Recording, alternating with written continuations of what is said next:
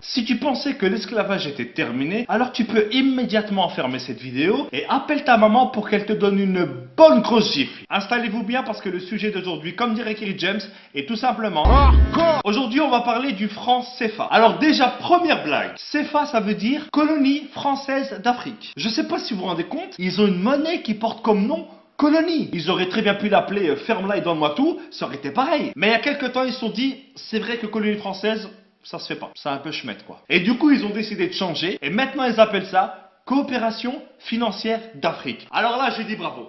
Là, je dis bravo. Là, c'est excellent, c'est excellent. Je pense que ce changement, ça a été le plus gros jeu de t'emmerde de l'histoire. Non, mais parce que changer uniquement le nom d'un truc pareil, ça sert à rien. C'est comme si moi, demain, je m'appelle Jean-Marc. Mais même si je m'appelle Jean-Marc, mon visage, lui, il te donnera toujours envie d'appeler la police. Donc cette monnaie, elle est utilisée dans 14 pays, pour plus de 100 millions d'habitants. Et devinez où est-ce qu'on imprime les billets? En France. Donc la France, à elle toute seule, dans 2 villages paumés que personne ne connaît, fabrique une monnaie dont dépendent 100 millions de personnes. Donc si demain, Jean-Jacques le révolté avec ses copains, ils font grève, parce qu'en France, la grève, c'est limite une religion, eh ben t'auras 100 millions de personnes qui seront peut-être dans la merde. Mais attends, c'est pas tout. Les pays qui utilisent le franc CFA, ce sont les seuls pays au monde qui payent un impôt à un autre pays. Chaque année, ils sont obligés de donner 50% au trésor public français. Déjà que la France, elle exploite à fond et depuis des années les ressources de ces pays. Et en plus, ils doivent donner la moitié de ce qu'ils gagnent à des mecs qui n'ont même pas levé le petit doigt. C'est comme si tu venais chez moi, que tu me volais tous mes meubles et que en plus tous les mois je dois te donner la moitié de mon salaire. Sans parler du fait que hier soir tu avais déjà cambriolé mes grands-parents. Il y a 3 banques centrales africaines qui gèrent l'économie et la vie de millions de personnes. Et devinez qui est-ce qui a un droit de veto dans chacune de ces banques? Ça sera la France. Donc si un jour un pays comme le Mali décide d'emprunter de l'argent à une de ces banques pour faire un pont pour son peuple, et ben à ce moment-là il y a un mec qui vient du fin fond de Roubaix, que personne ne connaît, qui ne parle même pas la langue du pays, et ben il a le droit de dire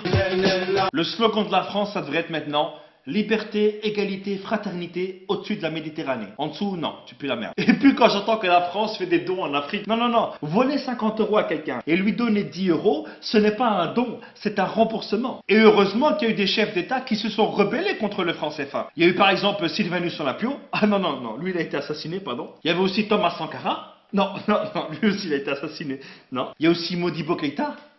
Non, lui il est mort en prison, pardon. Je crois que je vais arrêter là. Récemment, François Hollande est allé à Bamako. Et je pense que sur une échelle de 1 à 20 sur le manque de respect, je pense qu'on doit être à 1000 ou à 2000. Regardez. Cher Président, cher Ibrahim, j'ai été très sensible aux mots que tu as bien voulu prononcer. Alors déjà, depuis quand est-ce qu'on appelle un président par son prénom? Et depuis quand est-ce qu'on tutoie un président? Mais c'est quoi ce manque de respect? Tu crois que c'est ton fils? Mais bon, pas grave, regardez la suite. Quand la France est en Afrique, elle ne cherche pas à exercer une influence.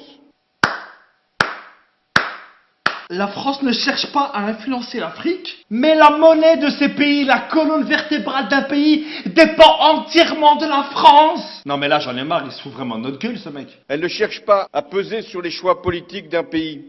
Quoi? Combien de chefs d'État africains ont été destitués par la France? Et encore moins à capter ses ressources. Non, c'est bon, je me tire, c'est bon. J'ai l'impression que plus c'est gros, plus ça passe. La France, elle est là aujourd'hui uniquement grâce aux ressources de l'Afrique. La France, elle a comme ressource naturelle que le vent et la pluie. Et si la France ne s'intéresse pas à tout ça, qu'est-ce que vous faites à chaque fois en Afrique? Vous savez, à chaque fois qu'un président français va en France, c'est uniquement pour vérifier les stocks et voir si les employés travaillent bien. Aucun pays ne peut prendre son indépendance s'il ne gère pas lui-même sa monnaie. C'est pas possible. Je ne peux pas nourrir ma famille et m'occuper de mes enfants si tu voles à chaque fois dans mon frigo et que tu gères mon argent. Le franc CFA, c'est un système qui est mis en place uniquement pour aider le peuple français. Voilà les amis, c'est ici que s'achève cette vidéo. J'espère qu'elle vous aura plu. C'est l'une des vidéos les plus compliquées que j'ai eu à faire. Donc je compte sur vous pour partager un maximum cette vidéo. Parce qu'aujourd'hui en 2017, il y a encore de l'esclavage, mais économique cette fois. Donc voilà les amis, je compte sur vous. Et n'oubliez pas, comme dirait ma grand-mère, qui vole à neuf se fera d'excellentes omelettes. Ciao! On oublie seulement une chose, c'est qu'une grande partie de l'argent qui est dans notre porte-monnaie vient précisément de l'exploitation, depuis des siècles, de l'Afrique. Pas uniquement, mais beaucoup viennent de l'exploitation de l'Afrique.